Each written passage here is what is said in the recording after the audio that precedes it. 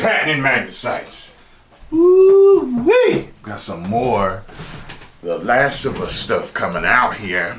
I just had this. Why did it move? What did I touch that moved it? Okay. The Last of Us Part 2 inside the demo.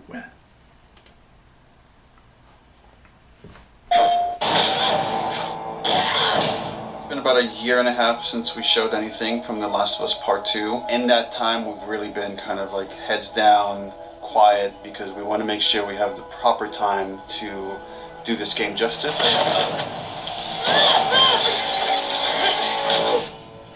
It's definitely our most ambitious in scope game that we've ever made. We really wanted to wait until we had something awesome and new and exciting to talk about because we've been so mysterious.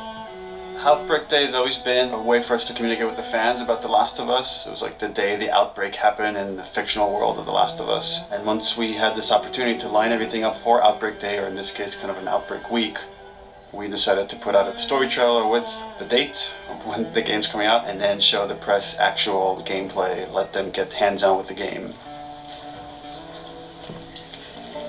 We're always trying to strike a balance of getting people excited for this game, show them a bit more of a glimpse of the themes this game is about, the cycle of violence, this idea of how far would you go to exact revenge, to bring justice to the people you love. And then we also show that Joel is back, and you get to see him for the first time. What the hell are you doing here?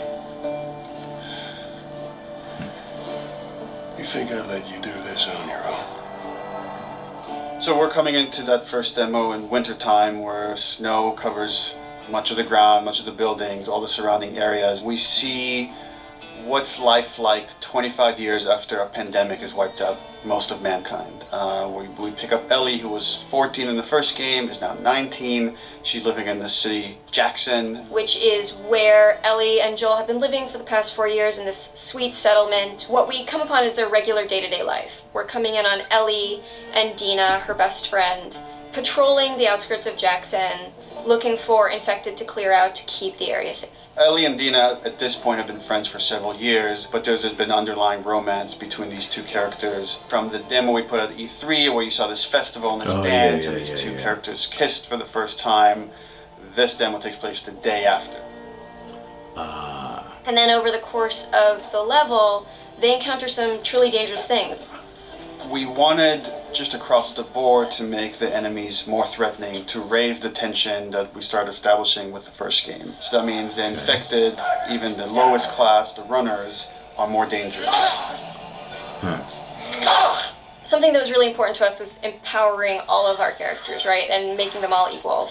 Ellie, as we saw in the first game, is incredibly capable, but this is a world where you need to be capable to survive, and we wanted to empower everyone. She was incredibly capable. Reflects in combat stuff she could do in the first game is way more effective. So when we have Dina going out, while she may seem the less hardened character, she knows how to use a gun, she knows how to stealth, she knows how to kill a clicker, as well as Ellie.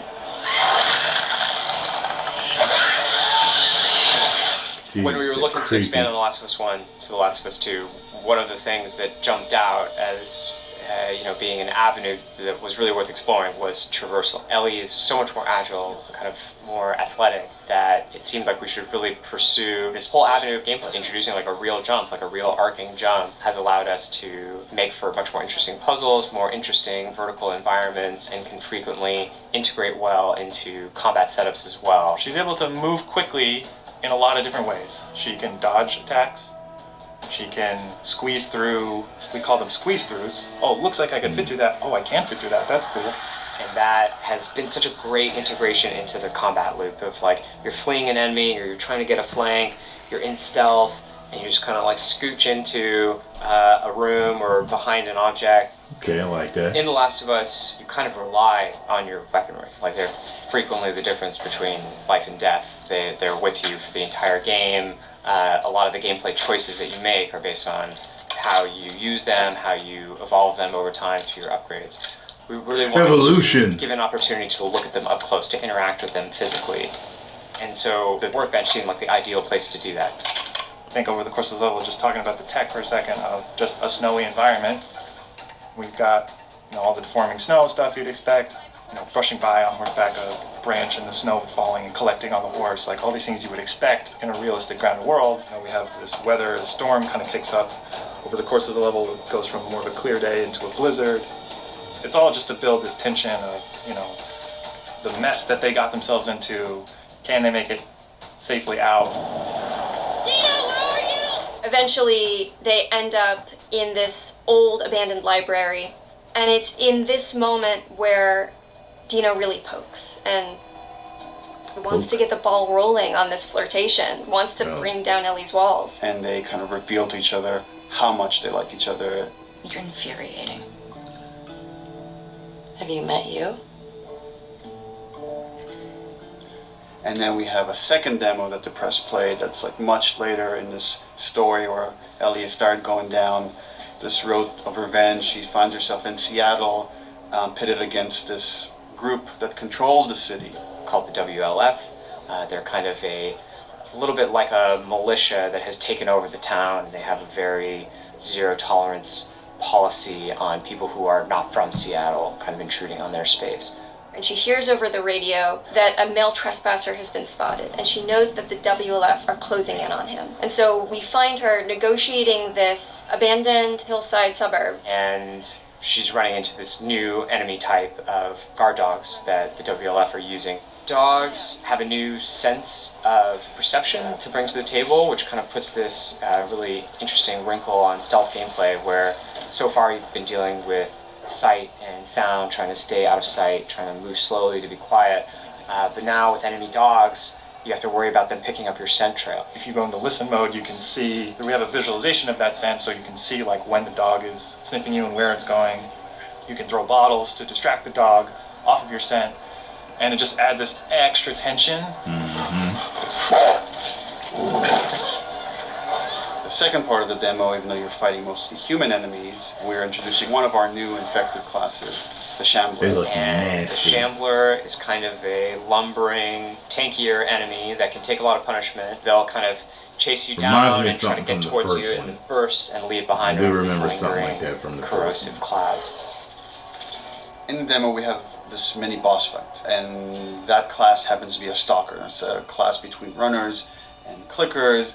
It's a class that can hide and run away, and we wanted to do a lot more with them in this game. And because we have this evade mechanic, you can kind of go toe-to-toe with someone, and we can have these boss fights that we weren't able to have before. So you guys can go back and forth and exchange combos and evade each other and slam each other onto like desks, and we can now render all these physics objects, and it's all done in service of just grounding you more in this world, making you more immersed in this fight and feel like Ellie's barely surviving Okay. on the edge of her abilities. Okay, I like that.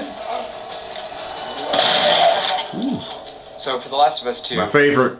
kind of almost completely overhauled the player upgrade system. If that was a For shotgun, the it's first my time in the favorite. If game, you're not, able to learn that was pretty entirely good. new crafting recipes just via the upgrade system. These are abilities that make your character feel really different. You are really able to pursue the playstyle of your choice and kind of make the Ellie that you're playing your individual Ellie. We designed the whole experience to be something where it's a balanced stealth experience where you have a lot of tools to escape, you have a lot of tools to evade, you can entirely stealth past everyone. Got something. We'll look into it. And then the other big thing we did to immerse the player is make the human enemies much more threatening. They communicate a lot more between each other. Their AI is much more sophisticated. We rewrote most of the systems for this game. So much of this game is a conversation about the cycle of violence and how do we make violence feel impactful to the player. You can't stop this. Enemies have names. So when you're going around and you shoot someone, you might hear someone yell their buddy's name and they're now upset and agitated, and that changes their behavior. What is it? Someone took him out! We got something. To make a fully realized world, to really honor the impact That of is this different. violence, you have to honor every person in it. Nobody's a It's the hero. freaking bat! The demo is 2 to 3 hours of the game. You're seeing 2 different seasons, 2 different times of the year. It feels like a lot, and it's a tiny fraction of this entire game. And as we get closer to release, we're going to show more and more of the game.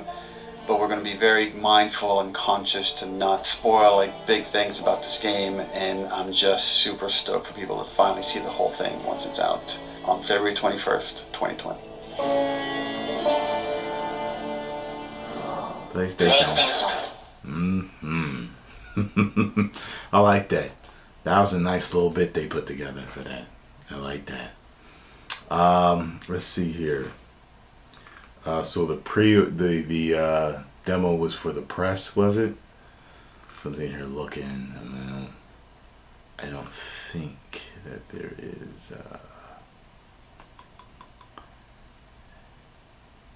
There might be access to the demo. I don't know. I don't think so though. But you guys will help me out with that. You guys always know more than I know. I'll read through the stuff and I'll figure it out. Boy.